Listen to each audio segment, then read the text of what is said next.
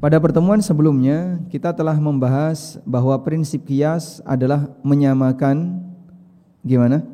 Menyamakan yang sama, membedakan yang beda.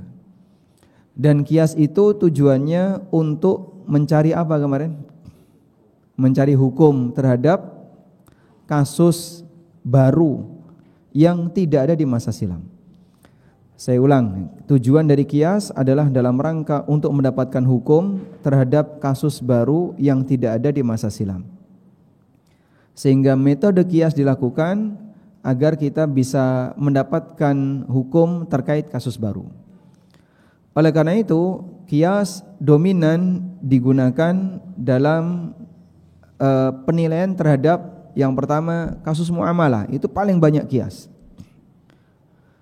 Sehingga ketika Anda belajar tentang masalah muamalah, seringkali yang dilakukan adalah pendekatan menyamakan antara kasus muamalah belakangan dengan kasus muamalah yang ada di zaman Nabi SAW maupun para sahabat.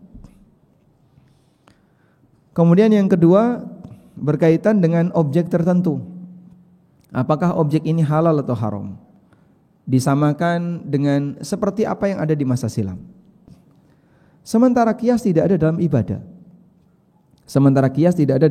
ibadah. Kenapa? Karena ibadah itu baku. Sebab yang namanya ibadah itu baku. Karena ibadah tidak bisa disamakan dengan yang lain, karena masing-masing sudah ada aturannya.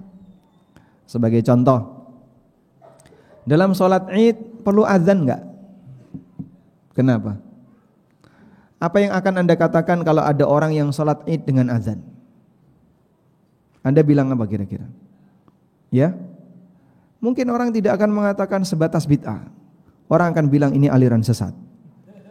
Baru pertama kali di sejarah Islam ada orang azan untuk sholat Idul Fitri atau Idul Adha. Pakai qiyas mungkin nyambung. Loh kenapa? Karena mengumpulkan orang. Di antara fungsi azan adalah memberitahu waktu datangnya salat dan mengajak orang untuk kumpul salat. Maka ada lafaz hayya 'alas shalah, hayya 'alal falah. Bukankah itu juga diperlukan ketika salat Id? Ya coba kalau gitu praktekkan. Adzanlah dia dengan dalil qiyas. Berani adzan, maka orang akan mengatakan Anda penganut aliran baru dalam Islam.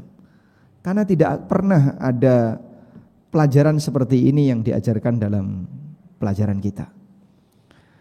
Sehingga kasus qiyas atau qiyas tadi adalah fungsinya untuk mencari hukum kasus baru. Nah, kasus baru itu yang menerima adanya pembaharuan. Sementara yang tidak mungkin ada pembaharuan, ya jangan ada kasus baru di situ. Seperti masalah ibadah,